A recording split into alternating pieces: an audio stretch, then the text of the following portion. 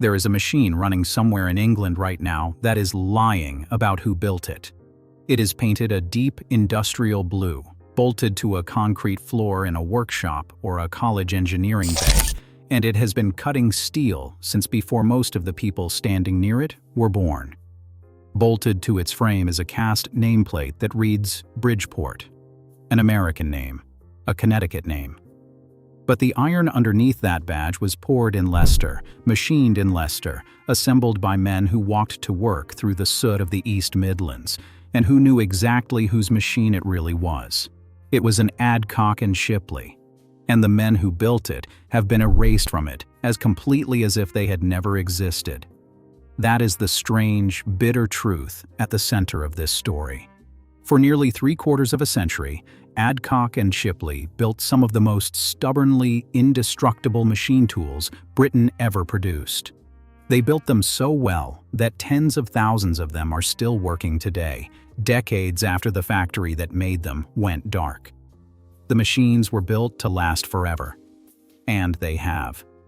But the company name, the local pride, the pensions promised to the people who built them, all of that turned out to be entirely disposable.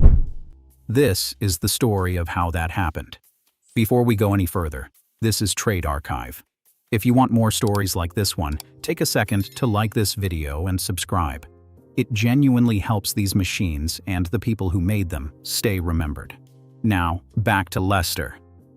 To understand how a company name could survive 2 world wars and then simply vanish, you have to go back to a city built on grease and iron.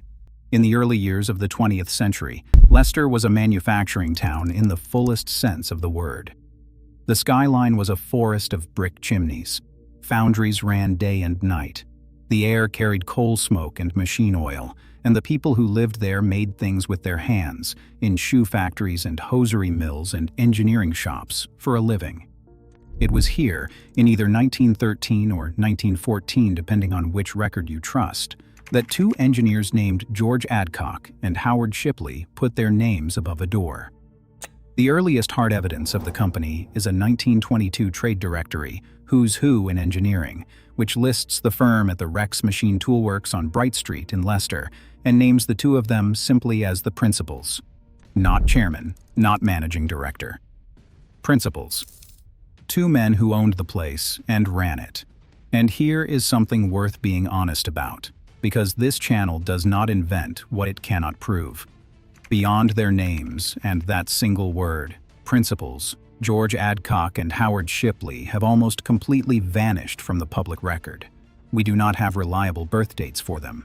We do not know what they did before they founded the firm, or how old they were when they started, or where they are buried. The men who would spend their lives obsessed with permanence left almost no permanent trace of themselves. They poured everything into the machines and kept nothing for the history books. So we will let the machines speak for them, because the machines are still here and the men are not. That same 1922 directory tells us what the young company actually did. It employed 56 people, and it made drilling machines in a tidy ladder of sizes: 13-inch, 16-inch, 21-inch, 23-inch, and 25-inch. Belt-driven drill presses, the kind with a wide flat leather belt running up to a line shaft overhead, turning a spindle that drove a bit down through metal. Unglamorous, essential machines. Every workshop in Britain needed to make holes, and Adcock and Shipley made the machines that made the holes. And it is worth understanding just how crowded that business was, because it explains everything the company did next. Britain in this period was the machine tool capital of the world, and the giants of the trade were enormous. 40 miles away in Coventry sat Alfred Herbert Limited, founded back in 1888 and grown into the largest machine tool maker in the entire country, a colossus that could outspend and outproduce almost anyone. In Birmingham, there was James Archdale and Company, turning out radial drills and horizontal millers by the hundreds. Even in Leicester itself, Adcock and Shipley were not alone. The grinding machine specialists Jones and Shipman were just down the road. A 56-man firm making drill presses was a minnow swimming in a sea of whales, and the two principals seem to have understood that perfectly. They were never going to beat Alfred Herbert at scale, so they made a different bet. Instead of trying to make everything for everyone, they would make a narrower range of machines so rigid, so reliable, so over-engineered that they became the obvious choice. Specialize and build it better than anyone. That instinct, to pick a lane and dominate it through sheer quality, would carry the company for the next half-century. And it pointed them straight at one machine in particular. Because drilling, for all its necessity, was a crowded and low-margin corner of the trade, and the two principals were ambitious. Through the 1920s and into the 1930s, they made the decision that would define the rest of the company's life. They moved into milling. A milling machine is a different animal from a drill press.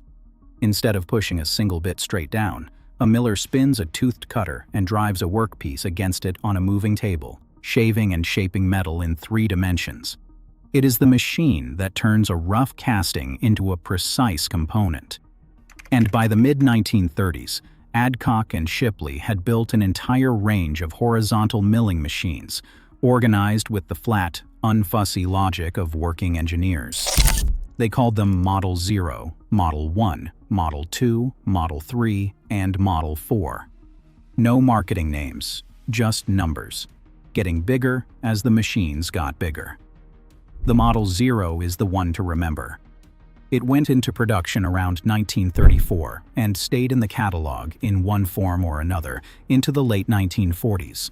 It was, by every account, brutally simple and almost impossible to break, and that was the entire point, because of who was meant to operate it. This is where the story stops being charming. The machine archivists who have studied Adcock and Shipley note something uncomfortable about these mills. They were built for piece-rate production. The operators were often semi-skilled or unskilled, paid not by the hour, but by the part, which meant the pressure was always to go faster, load quicker, cut harder. So the machine had to be foolproof. A worker had to be able to slam a part into the vise, throw the feed lever, and let a spinning cutter tear through steel without snapping anything, all day, every day, as fast as their hands could move. And the hands were the problem. Look at the company's own advertising photographs from the period, and you can see it. Operators standing at these machines with no point of operation guard at all. Nothing between bare fingers and a cutter spinning fast enough to throw sparks.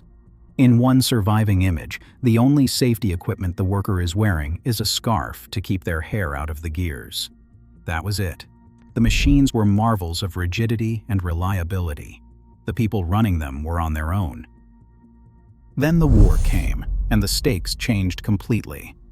When Britain went to war in 1939, the machine tools industry stopped being a business and became a front line.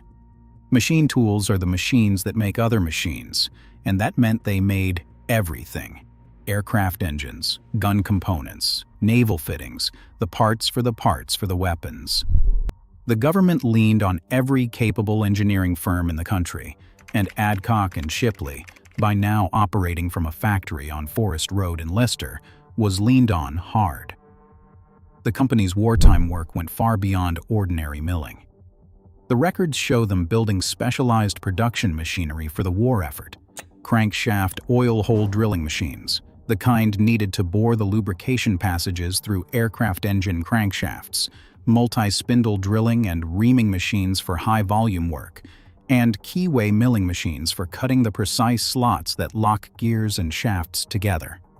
The company also built lens grinding machinery, the specialized equipment used to shape optical glass.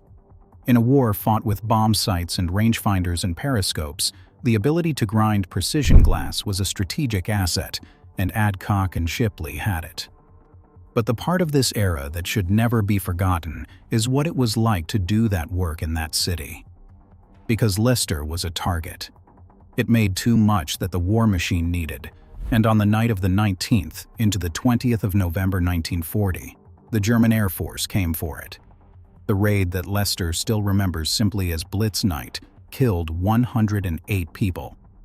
Just before 8 o'clock in the evening, bombs began falling on the businesses along Rutland Street in the heart of the city.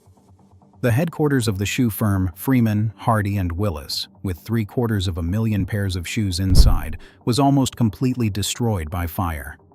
Firemen fought the blaze through the dark while more bombs fell. Now, an honest documentary has to draw a clear line here. There is no record that ties Adcock and Shipley's factory directly to that specific night of destruction. What there is the simple fact of where these people lived and worked. The men and women machining engine crankshafts and grinding precision lenses for the war were doing it in a city that was being bombed, in blackout conditions, knowing the sirens could go at any moment. That is the texture of the work. Not a single dramatic legend, but the grinding daily nerve of building precision machinery while your own city burned around you. They kept the spindles turning anyway. And when the war ended, that hardened capacity became a launch pad. Britain came out of the war exhausted, but the world needed rebuilding, and a company that had spent 6 years expanding its manufacturing muscle was perfectly placed to sell into the boom.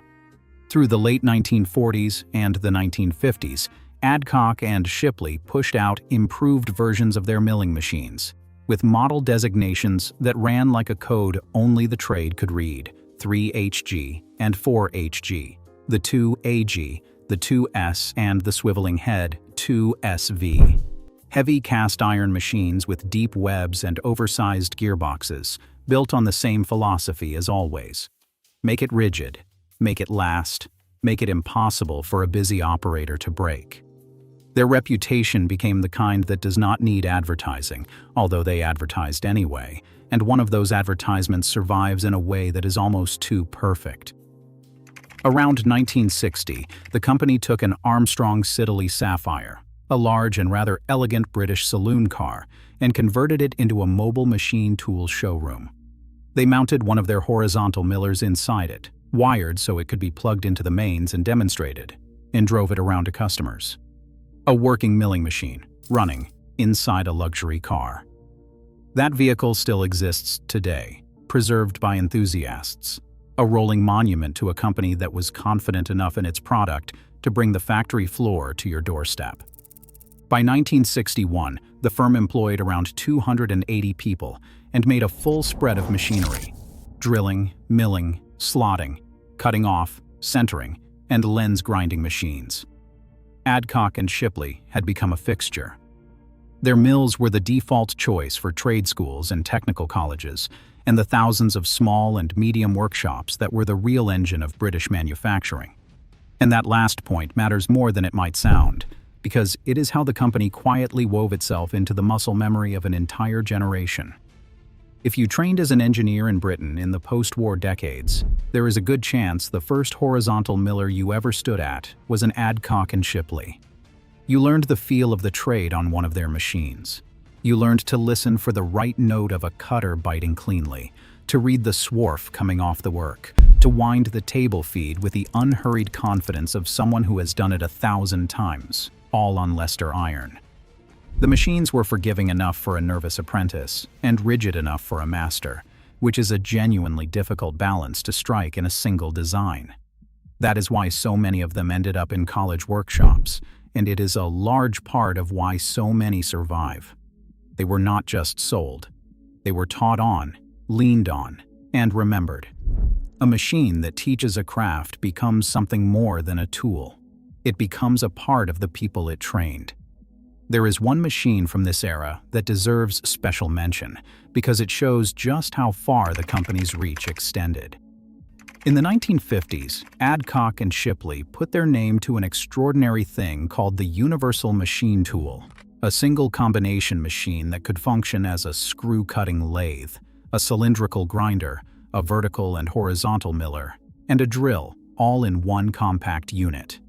It was actually built for them by the firm of Thomas Ryder and Son of Bolton, and it was designed for places where space and weight were at an absolute premium. Places like the engine room of a ship.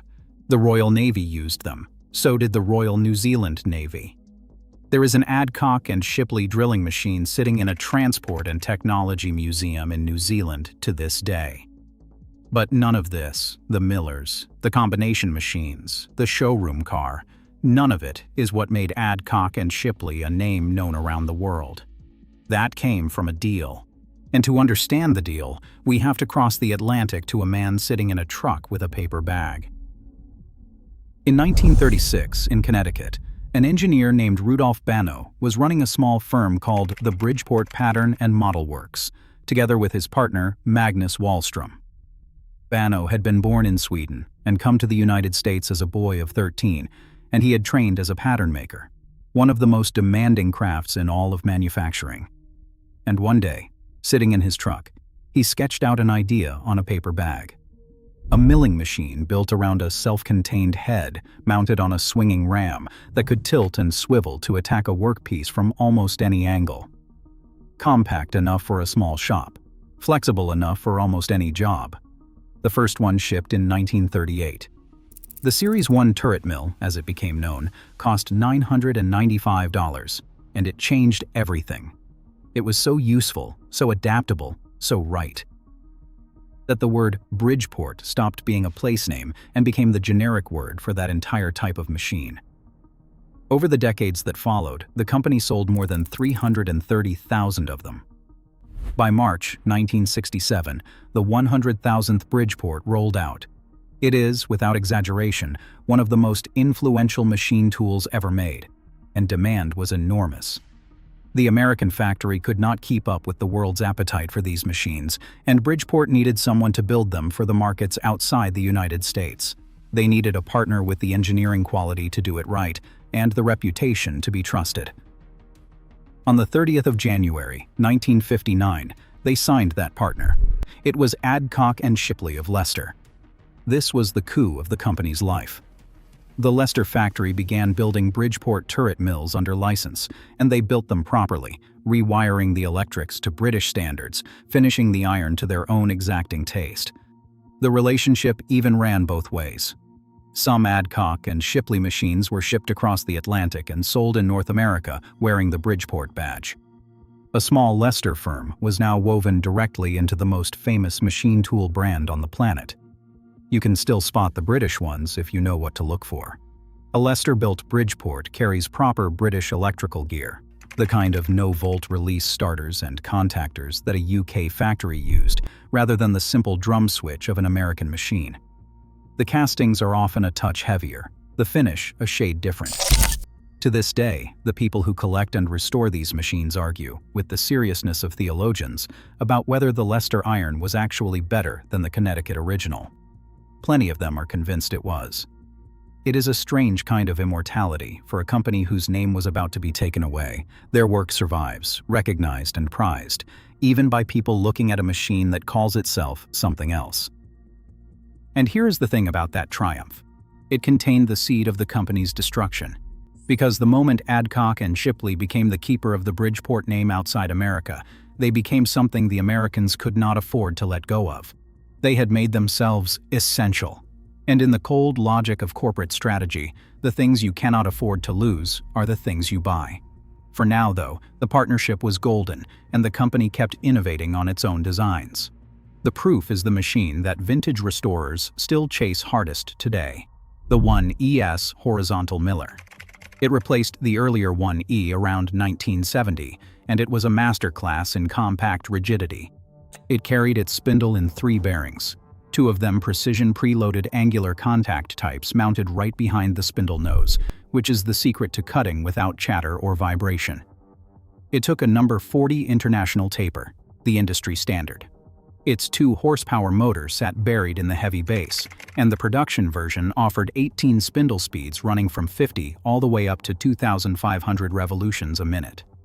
What made the 1ES clever was that it came in flavors, each one tuned to a different kind of shop.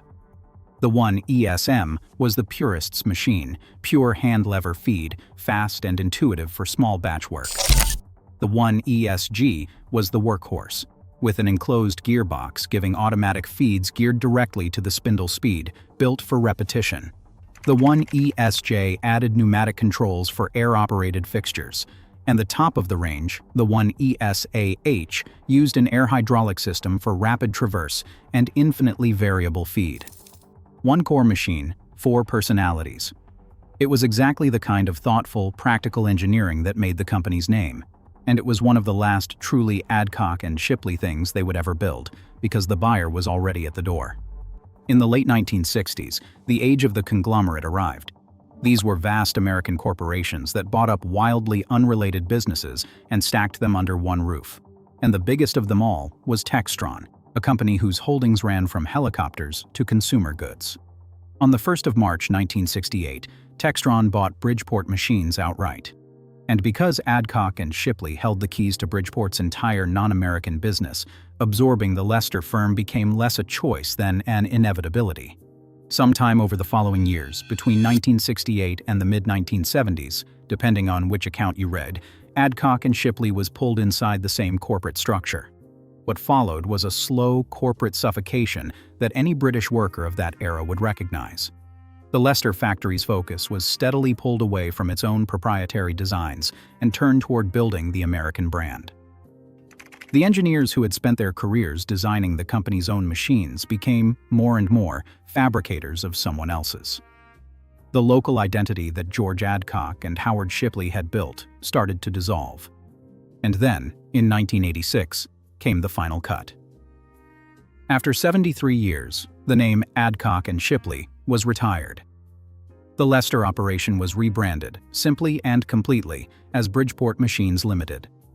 The proud old name that had survived the Great War, the Depression, the Blitz, and the rebuilding of the world was painted over by an accountant's decision. For all practical purposes, on the machines coming out of that factory, Adcock and Shipley ceased to exist. The workers stayed, the skill stayed. But the name they had given their working lives to was gone, and what came next would take the rest. Through the 1990s and into the new century, the whole logic of the business turned against the Leicester factory. The world was filling up with cheap computer-controlled machining centers, mostly imported from Asia, and demand for the traditional manual knee mill, the Bridgeport's whole reason for being, began to fade. To survive on cost, Bridgeport's owners fragmented production across the globe. Castings poured in one country, heads assembled in another final assembly somewhere else again. There are machines out there with a Leicester-built body and a head stamped Singapore. By around 1980, the company had opened an assembly plant in Singapore and later ran factories in Illinois, in Leicester, and in Germany. The supply chain stretched halfway around the world, and it was bleeding money the whole way. And what happened to the Leicester factory was not some isolated misfortune. It was a small piece of a national funeral. The same forces that were grinding down Bridgeport's British operation had already destroyed the giants. Remember Alfred Herbert of Coventry, the largest machine tool maker in the country, the colossus that a young Adcock and Shipley had been so wise not to challenge head-on. By the mid-1970s, even Herbert was begging the government for survival money, and in 1982, the great firm went into receivership and was effectively finished. James Archdale had already been swallowed by a larger group decades earlier.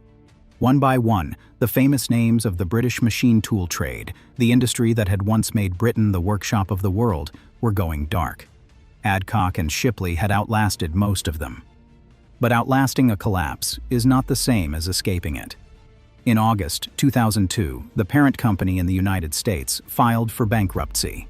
The famous Bridgeport name went up for sale. A high-precision American machine tool maker called Harding stepped in, took over the rights to the manual knee mill designs that year, and showed the first Harding-built Series 1 to the public in March 2003. By 2004, Harding had acquired the full Bridgeport brand and assets. But that rescue happened in America. It did not save Leicester. In 2004, the historic Forest Road operation, the factory built on the bones of Adcock and Shipley, was shuttered for good. The lights went out on a site that had been making machine tools for 90 years. And then came the part that turned a sad ending into a genuine betrayal. When the British operation went under, its workers discovered that the pension they had been promised was in trouble.